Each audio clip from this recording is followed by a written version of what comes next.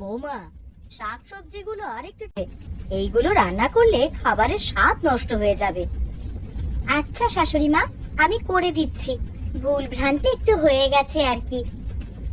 আরে না না, তাতে কোনো অসুবিধা নেই।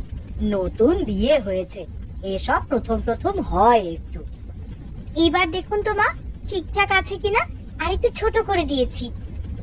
হ্যাঁ, এবার মোটামুটি ঠিকঠাকই আছে। এগুলো রান্না করলে খাবার ভালোই হবে। আমি আগে যেমন শাকসবজি কেটেছিলাম ঠিক সেই রকম ভাবে আমি বাড়িতে রান্না করতাম। কেন, খেতে তো তখন ভালোই হতো। কিন্তু ওই রকম বড় বড় করলে খাওয়ার ভালো হয় না, তাই জন্যই বলছিলাম। আচ্ছা, তোমার তো সবজি কাটা হয়ে গেছে, তুমি বরং বাইরের বাসনপত্রগুলো একটু গুছিয়ে নাও। এত পর পর কাজ আমি আর পারবো না। আমারও তো বিশ্রামের একটু দরকার লাগে নাকি। আমার বাড়িতে আমি কাজই করতাম না, আর এখানে এসে এত কাজ করতে হচ্ছে। আরে বৌমা, তুমি রেগে যাচ্ছ কেন? এই সামান্য কাজ তো করতেই হবে। আমার বয়সটা বেড়েছে বলেই বললাম। ঠিক আছে, তুমি বিশ্রাম নাও, অসুবিধা নাই। হ্যাঁ, এত কাজ আমি করতে পারি না, আমি ঘরেই গেলাম।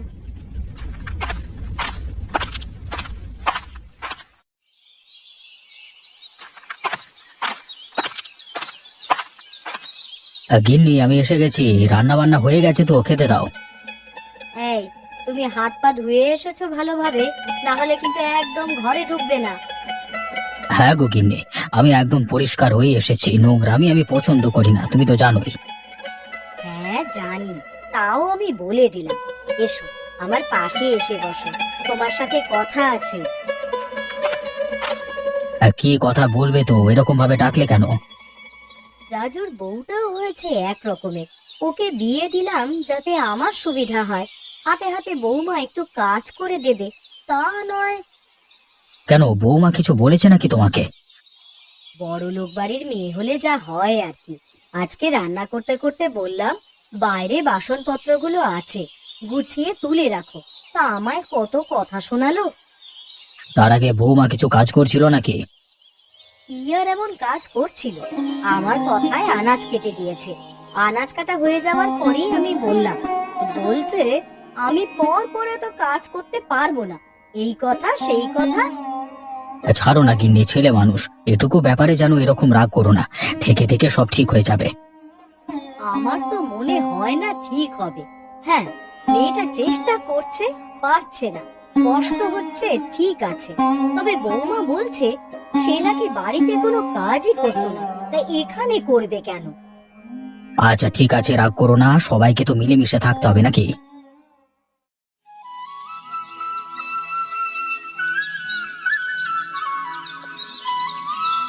আহা, আজকে রান্নাটা একদম খাসা হয়েছে। তোমার হাতে জাদু আছে বলতে হবে। আরে না না, ওসব কিছুই না। প্রত্যেক দিন তো একরকম ভাবেই রান্না করি, আজকে একটু বেশিই বিখ্যাত হয়ে যাচ্ছে। ও মা, তুমি আমার এটাকে আদি খেতা বলছো কেন? আমি যে তোমাকে বড্ড ভালোবাসি।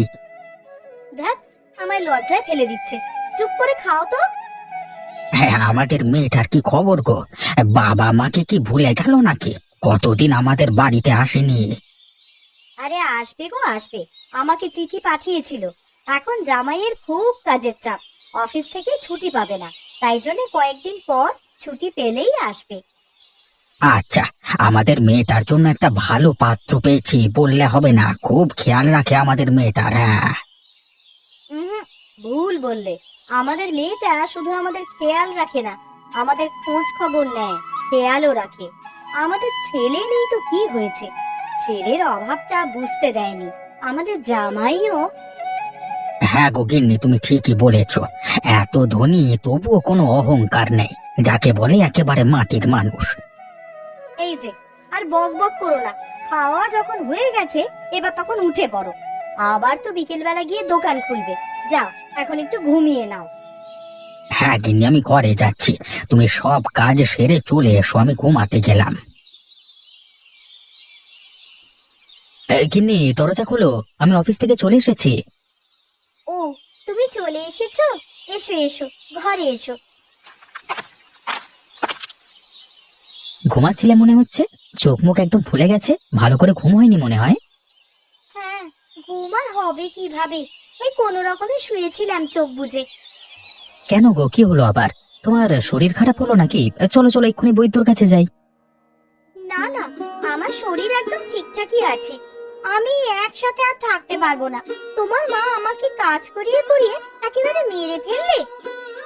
কেন, আমি ঠিক বুঝলাম না, একটু ভালো করে বলো দেখি। আমি বেলায় আনাজগুলো কেটে দিলাম তোমার মাকে, তারপরে সঙ্গে সঙ্গে বলছে কিনা বাসনপত্র গুছিয়ে দাও। আমি পর পর এত কাজ করতে পারি না। আরে ঠিক আছে, তুমি আস্তে আস্তে কাজ করবে, তোমাকে তাড়াহুড়ো করতে হবে না। তোমার মায়ের সাথে থাকলে এই রকম ভাবেই ঝামেলা হবে। তার থেকে ভালো তোমার মা বাবা আলাদা রান্না করে খাক, আর তুমি আর আমি একসাথে থাকবো। এটা করলে মা বাবা কষ্ট পাবে। একটু মানিয়ে গুছিয়ে নাও না, দুজনেই একসাথে থাকবো আমরা। না বললাম তো, আমি এই রকম ভাবে আমি থাকবো না। আমি অত কাজও করব না। তুমি আর আমি আলাদা থাকবো। আমার যখন মনে হবে আমি তখন কাজ করব। তুমি এমন করলে মা বাবা যে বড় কষ্ট পাবে, আমি কোন দিকে যাব বলো দেখি।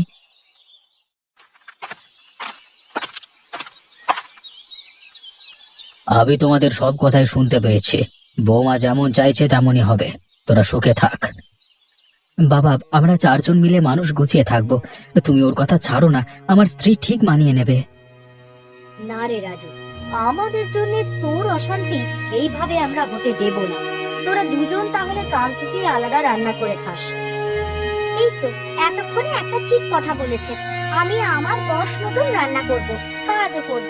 তবে রান্নাঘর তো আবার একটাই। আমাদের রান্নাঘরটা যথেষ্ট বড়, দুজন দুপাশে রান্না করবে, ভাগাভাগি করতে হবে। এর থেকে বেশি কিছু করতে পারবো না আমরা। আচ্ছা আচ্ছা, তাই হবে। আমি ব্যবস্থা করে নেব, কিন্তু আমার জায়গায় একদম পা দেবেন না।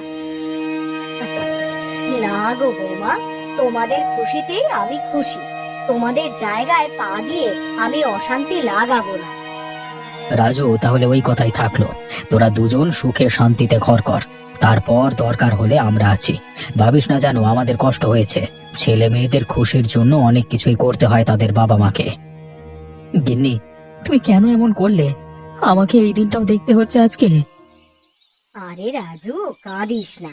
তোরা দুজন দেখবি খুব সুখে শান্তিতে থাকবি। বৌমা নিশ্চয়ই ভেবেচিন্তে এসব কথা বলেছে। আমরা যাই আমাদের ঘরে, তোরা তোদের মতন সবকিছু গুছিয়ে নিস। হ্যাঁ রাজু, তোর মা ঠিকই বলেছে। আর কোনো কিছুর প্রয়োজন হলে নিঃসংকোচে এসে বলবি, আমরা তো আছি তোর পাশেই।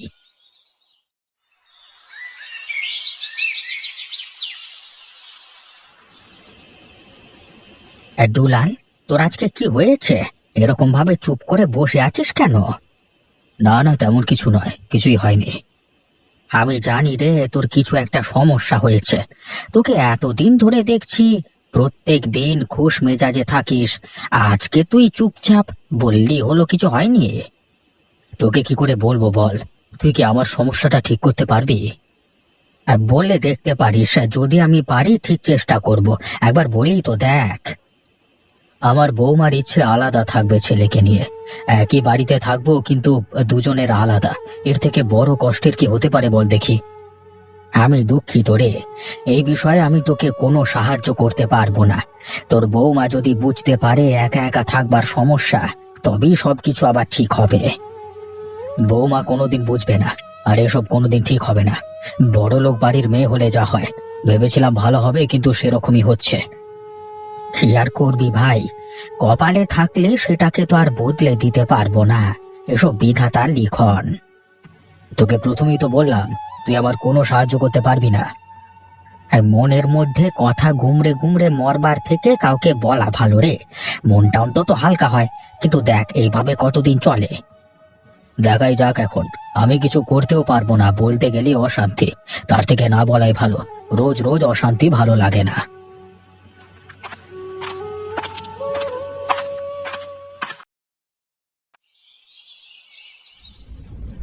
গিন্নি, তোমার রান্না হলো? আমার যে অফিসে যেতে দেরি হয়ে যাচ্ছে, নাও তাড়াতাড়ি রান্নাটা করো। এই তো গো, রান্না আমি করছি। আর কত তাড়াতাড়ি করব বলো? আমি তো যথেষ্ট তাড়াতাড়ি করছি। একটু বসো, এক্ষুনি হয়ে যাবে। হ্যাঁ তাড়াতাড়ি করো, আমি ঘরে গিয়ে বসছি। উফ, কি গরম গো! এত গরম খাবার আবার খাওয়া যায় নাকি? এর জন্য আবার আমি কি করতে পারি? আমি তো রান্না করেই দিয়ে দিলাম। তুমি তো অফিস যাবে বলে তাড়াহুড়ো করছো। কাল থেকে আর একটু সকাল করে উঠবে, না হলে সবকিছু সময় মতো হচ্ছে না। এর থেকে বেশি সকালে আমি উঠতে পারবো না। আমারও তো ঘুম পায় নাকি? আমারও তো কাজ থাকে বলেই এত তাড়াহুড়ো করি। আমি কি সারাদিন বসে থাকি নাকি? এই গরম খাবার মুখে দেওয়া যাচ্ছে, তুমি খেয়ে দেখো না। যত সব। তুমি রেগে যাচ্ছ কেন? আমি তো তোমার রান্না করে দিলাম। এবার গরমটা একটু ঠান্ডা হলে খাবে। হ্যাঁ, আমার তো কাজকর্ম নেই, চুপচাপ খাবার ঠান্ডা হওয়ার জন্য বসে থাকি। দরকার নেই আমার খাবার, আমি অফিস যাচ্ছি, তুমি খেয়ে নিও। যত সব।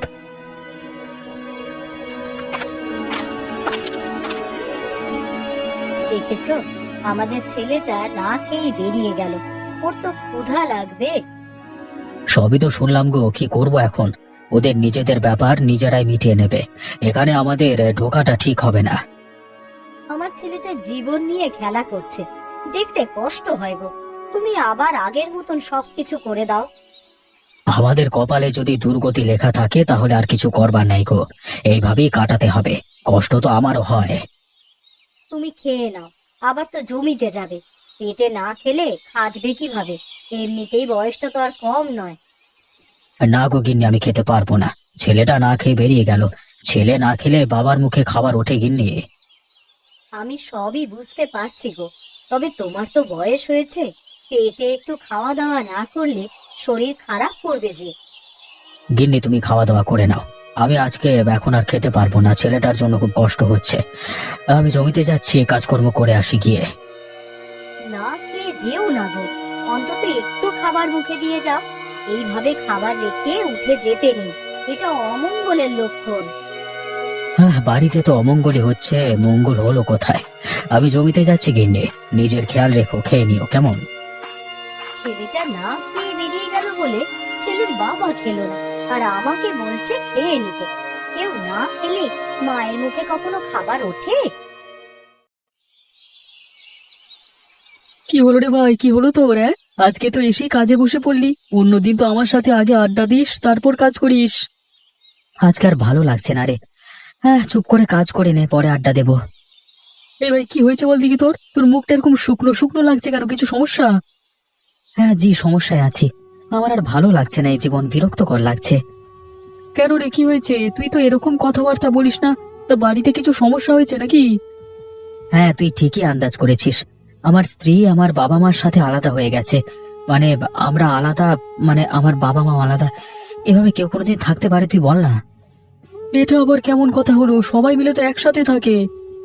হ্যাঁ, কিন্তু আমার স্ত্রীর তো সেটা সহ্য হয় না। সব কিছু আলাদা করে নিয়েছে জানিস। আলাদা রান্না করছে। একটা রান্নাঘর, ওটাকে অর্ধেক অর্ধেক ব্যবহার করতে হচ্ছে। কি রে ভাই, তুই তাহলে খুব খারাপ পরিস্থিতির মধ্য দিয়ে যাচ্ছিস তো। হ্যাঁ, রোজের মা ভোরবেলায় উঠে আমার জন্য খাবার বানাতো, আমি অফিসে আসবো বলে। আর আজকে আমার স্ত্রী দেরি করে উঠে খাবার বানাতে গিয়ে দেরি করিয়ে দিল আমার। আমার আবার গরম খাবার দিয়েছে, খাওয়া যায় তুই বল? বুঝতে পেরেছি রে, তুই কি সমস্যায় ভুগছিস, কিন্তু কি আর করা যাবে বল দেখি। তোকেই মানিয়ে গুছিয়ে নিতে হবে, না হলে রোজ অশান্তি লেগেই থাকবে। হ্যাঁ, ভালো লাগে না রে সব। কাজটা করে নে সৌভিক, আমাকেও কাজটা করতে দে। এসব কথা বলতে আর ভালো লাগছে না। আচ্ছা আচ্ছা, কাজটা করে নে। রান্নাটা তাড়াতাড়ি করে নি, তারপরে আবার কাপড় ধুয়ে পরিষ্কার করতে হবে। বৌমা, ও বৌমা, কি হলো গো তোমার? এই দেখো, মাথা ঘুরে পড়ে গেছে। আরে পানিটা কোথায় গেল? মনে হচ্ছে দালানে রাখা আছে। যাই, পানিটা নিয়ে এসে আগে পানির ঝাপটা দিই।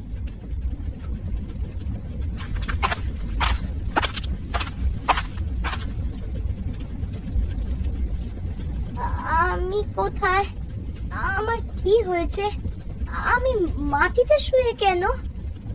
বৌমা, তুমি ঠিক আছো এখন? তুমি মাথা ঘুরে পড়ে গিয়েছিলে।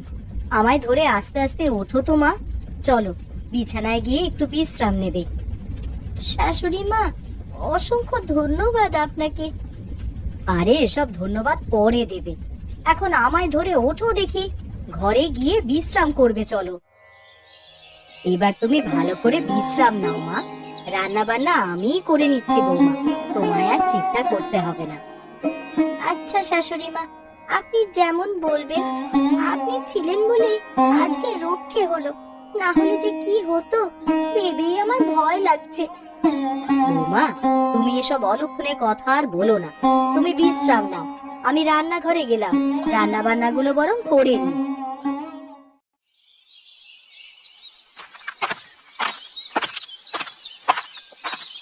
গিন্নি, বৌমা তো ঘুমাচ্ছে। তুমি এ ঘরে বসে আছো কেন? বৌমা ঘুম থেকে উঠে দেখলে আবার অশান্তি শুরু করবে। আরে আস্তে কথা বলো, ঘুম ভেঙে যাবে বৌমার। বৌমার শরীরটা খারাপ, বেলায় রান্না করতে করতে মাথা ঘুরে পড়ে গিয়েছিল। কি বলছো গো তুমি? হ্যাঁ গো, আমি ঠিকই বলছি। ওই জন্যই তো আমি এই ঘরে বসে আছি, যদি আবার কোনো সমস্যা হয়। আচ্ছা, সে ভালোই করেছো। তবে বৌমা তোমাকে কিছু বলেনি এ ঘরে বসে আছো? না না, আমাকে কিছু বলেনি। আমার মনে হচ্ছে বৌমা নিজের ভুল বুঝতে পেরেছে। বুঝতে পারলেই তো ভালো। আবার আমাদের পরিবার তাহলে এক হয়ে যাবে। মিলেমিশে থাকবার মধ্যে একটা আনন্দ আছে। আগে দেখি বৌমা সুস্থ হয়ে কি বলে। বলা যায় না, এখন শরীর খারাপ বলে হয়তো কিছু বলেনি। তবে আমার মনে হচ্ছে বৌমা বুঝতে পেরেছে, কারণ ও আমায় ধন্যবাদ জানিয়েছিল। দেখা যাক কি হয়। আগে বৌমা সুস্থ হোক, তারপরে সব নিয়ে কথা হবে। আমি একবার ও ঘর থেকে আসছি, তুমি বসো। আচ্ছা ঠিক আছে, যাও। তা তোমার কাজ শেষ হয়ে গেছে? আজকে তো তাড়াতাড়ি বাড়িতে চলে এসেছো। হ্যাঁ, কাজ শেষ হয়ে গেছে বলেই চলে এলাম। ঠিক আছে, তুমি বসো, আমি আসছি এক্ষুনি।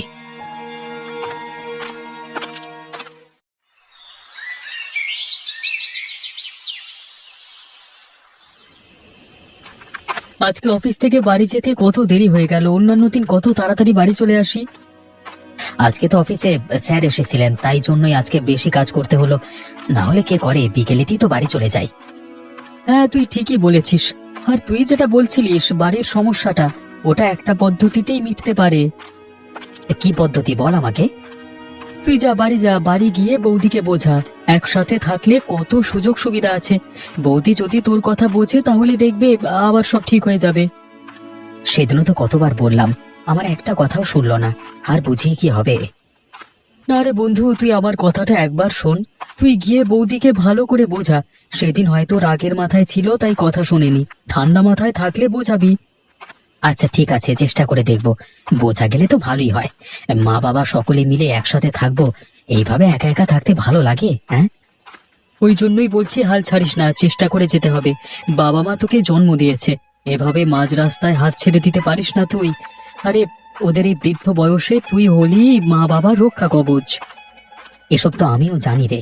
শুধুমাত্র তোর বৌদির জন্য এসব হচ্ছে। মেয়েটা কি যে চায় বুঝতেও পারছি না। এটাই ভালোভাবে পরিষ্কার করে জিজ্ঞেস কর। কালকে অফিসে গিয়ে জানাস কি হলো। আমার বাড়ি এসে গেছে, বাড়ি যাই কেমন? হ্যাঁ, তুই যা, আমিও বাড়ি যাব। কালকে দেখা হচ্ছে, কেমন? আয় আয় বাবা, ভেতরে আয়। তোর কথাই ভাবছিলাম, তা এত দেরি হয়ে গেল এখনো এলি না কেন, তাই ভাবছিলাম। বাবা মা, তোমরা আমার ঘরে? আয়, আমার কাছে এসে বস। আমি সব বলছি। জানি তোর অবাক হওয়ারই কথা। হ্যাঁ মা, বলো, কি বলবে? আমি জানি তুই কেন অবাক হয়েছিস। তোর স্ত্রীর সাথে আমরা দুজনে বসে আছি, তাই দেখে তো আমি নিজের ভুলটা বুঝতে পেরেছি। আজকে বেলায় রান্না করতে করতে মাথা ঘুরে পড়ে গিয়েছিলাম। তখন সাহায্য করে তোমার মা, অর্থাৎ আমার শাশুড়ি মা। ঠিক ওইখান থেকেই আমি শিক্ষা পাই, যদি কেউ না থাকতো আমার তাহলে কি হতো। আবার আমাদের পরিবার এক হয়ে গেছে রে। রান্নাঘর আর ভাগে ব্যবহার করতে হবে না। আবার আগের মতো সবাই মিলেমিশে থাকবো। এসব কি সত্যি নাকি আমি কোনো স্বপ্ন দেখছি? এসব একদম সত্যি গো, তুমি কোনো স্বপ্ন দেখছো না। আমি কাজ করব মা বাবার সাথে, তবে একটু ধীরে সুস্থে করব। বেশি তাড়াহুড়ো করে কাজ আমি করতে পারি না। হ্যাঁ, তুমি তোমার বশ মতন কাজ করবে, আমি তোমাকে কোনো জোরই করব না।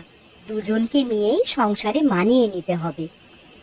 অবশেষে তোমরা দুজনে আবার এক হয়ে গেলে, দেখে আমার এত আনন্দ হচ্ছে, সেটা কাউকে বলবার নয়। বাবা, চোখের জল মুছে ফেল। আয় আয়, সবাই মিলে বসে গল্প করি। হ্যাঁ, গল্প নিশ্চয়ই করব। তবে গিন্নি, তুমি ওষুধ খেয়েছিলে? তোমার কাছে তো কোনো ওষুধ ছিল না, তবে মা দিয়েছে, আমি খেয়ে নিয়েছি। তোমার চিন্তার কোনো কারণ নেই। তাহলে দেখো, একসাথে আছি বলেই তো সবাই সবার সাহায্য করতে পারছি। একা থাকলে বিপদে আপদে কি হবে বলো তো? আমি তো অফিস চলে যাব, জানতেও পারবো না কিছু। হ্যাঁ গো, তুমি যেটা বলছো আমি বুঝতে পেরেছি। কাল থেকে আবার একসাথেই রান্না হবে। রান্নাঘরের ওই ভাগের দাগটা মুছে ফেলবো আমি আজকে। বাড়ির বউ আর শাশুড়ি আবার এক হয়ে গেছে।